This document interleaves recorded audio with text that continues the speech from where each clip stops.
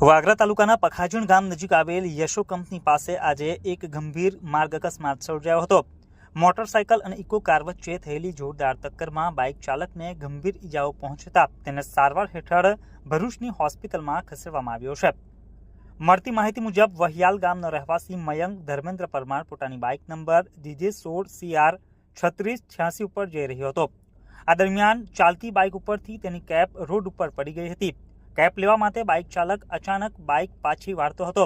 તે જ સમયે પાછળથી આવી રહેલ ઇકો કાર નંબર DJ16DG 6530 તેની સાથે અથડાઈ હતી। ટક્કર એટલી ભયંકર હતી કે બાઇક સવાર રોડ ઉપર ફંગોળાઈ ગયો હતો। અકસ્માતમાં મયંક પરમારને ગંભીર ઇજાઓ પહોંચતા તાત્કાલિક સારવાર માટે તેમને ભરૂચ ખાતે ખસેડવામાં આવ્યા હતા।